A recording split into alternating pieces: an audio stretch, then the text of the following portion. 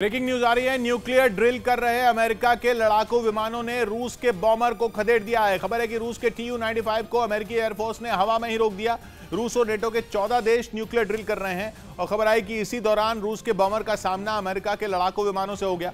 America ने दावा किया कि रूस के बॉमर उड़ते उड़ते अमेरिकी सीमा के नजदीक पहुंच गए थे और इसी वजह से उन्हें खदेड़ना पड़ा। रूस और नेटो इस समय न्यूक्लियर ड्रिल कर रहे हैं, जिसके तहत अमेरिका के रैप्टर F-22 और F-16 विमानों ने ब्रिटेन के ऊपर नॉर्थ सी में उड़ान भरी थी और रूस के TU-95 ने प्रशांत महासागर पर। लेकिन अमेरिका रूस की ड्रिल की टाइमिंग से परेशान है। दोनों देशों के बीच रिश्ते वैसे ही बहुत ज्यादा खराब हो चुके हैं।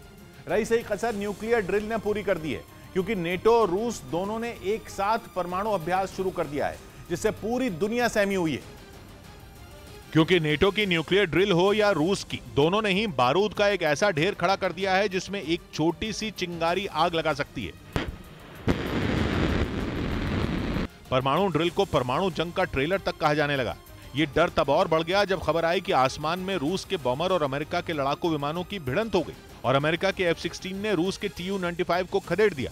क्योंकि अमेरिका ने दावा किया कि रूस के बॉमर उड़ते उड़ते अमेरिकी सीमा के नजदीक पहुंच गए थे और अलास्का के नजदीक उड़ रहे थे। करीब 2 साल पहले भी कुछ ऐसा ही हुआ था। फर्क बस इतना था कि तब F-16 ने नहीं, रैप्टर F-22 ने रूस के विमानों को खदेड़ा था। और खबर है कि एक बार फिर अमेरिकी लड़ाकू विमानों ने रूस के बॉमर के साथ वही किया, क्योंकि अमेरिका ने दावा किया कि रूस के 2 TU-95 उड़ते उड़ते अलास्का के एयर डिफेंस आइडेंटिफिकेशन जोन में घुस गए थे, जिसके बारे में पता चलते ही अमेरिका के F-16 विमान वहां पहुंचे और उन्होंने रूस के TU-95 बॉमर को खदेड़ दिया। ADIZ यानी एयर डिफेंस आइडेंटिफिकेशन जोन वो हवाई क्षेत्र होता है जिस पर कोई देश अपना हक जताता है और वहां एयर ट्रैफिक कंट्रोल करता है। और कहा जाता है कि अमेरिका के अलास्का में ऐसा हाईटेक सिस्टम लगा है जो 24 घंटे अलर्ट रहता है और नजर रखता है कि कौन सा विमान आ रहा है, कौन सा जा रहा है। वैसे रूस की ओर से जानकारी दी गई थी कि उसके 2 TU-95 बॉमर ने 12 घंटे तक प्रशांत महासागर के ऊपर उड़ान भरी है, जिनमें MiG-31 के जरिए हवा में ही ईंधन भरा गया।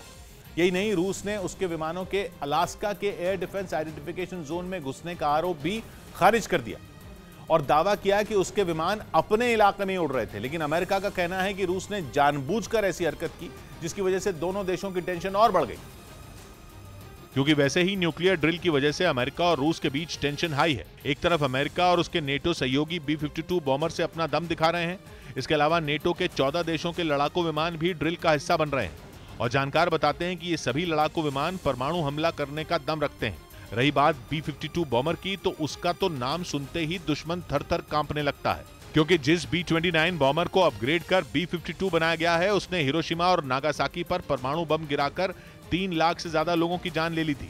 और अब तो B-52 बॉमर ज्यादा खतरनाक हो चुका है। उसका रेडार सिस्टम हो या हथियारों को ले जाने की क्षमता, दोनों अपग्रेड की जा चुकी है। वैसे न्यूक्लियर ड्रिल के शुरुआती दिनों में अमेरिकी बॉमर ने उड़ान नहीं भरी है, लेकिन एक दिन पहले रैप्टर F-22 और F-16 नॉर्थ सी के ऊपर गरजे थे। इसके अलावा USS जॉर्ज H.W. बुश भी ड्रिल का हिस्सा बना था और इस एयरक्राफ्ट कैरियर से विमानों ने उड़ान भरी थी, जिसके थोड़ी ही देर बाद खबर आई कि रूस ने भी TU-95 से ड्रिल शुरू कर दी। कहते हैं कि परमाणु मिसाइलों की बारिश करने वाले इस बॉमर का नाम सुनते ही अमेरिका की नींद उड़ गई थी और उसने उस पर नजर रखनी शुरू कर दी थी, जिसके बाद उसने दावा किया कि रूस के 2 TU-95 उसके इलाके में घुस गए थे। रूस पर यह आरोप लगते ही दुनिया अलर्ट हो गई और परमाणु जंग की आहट से डरे देशों के कान खड़े हो गए, क्योंकि दुनिया जानती है कि पुतिन जो करते हैं वो डंके की चोट पर करते हैं। वो किसी से नहीं डरते।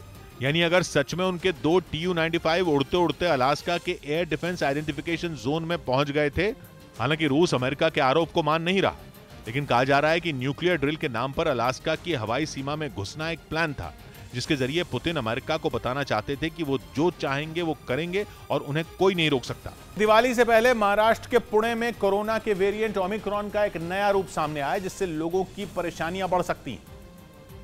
क्योंकि डॉक्टरों का कहना है कि ओमिक्रॉन का ये सब वेरिएंट BQ.1 दूसरे वेरिएंट के मुकाबले ज्यादा तेजी से फैलता है, जिससे कोरोना के मरीजों की संख्या बढ़ सकती है। एक केस अभी पूना में मिला है BQ.1, इससे बहुत ज्यादा डरने की जरूरत नहीं है। मुंबई में तो BMC ने एडवाइजरी जारी कर लोगों से मास्क लगाने और दूसरे कोरोना नियमों के पालन करने की अपील की। इंग्लैंड के तेज गेंदबाज रीस टॉपली चोट लगने की वजह से T20 वर्ल्ड कप से बाहर हो गए। पाकिस्तान के खिलाफ खेले गए प्रैक्टिस मैच में उनको चोट लगी थी, जिसके बाद टॉपली को टीम से बाहर होना पड़ा, जो T20 वर्ल्ड कप में इंग्लैंड के लिए बड़ा झटका है।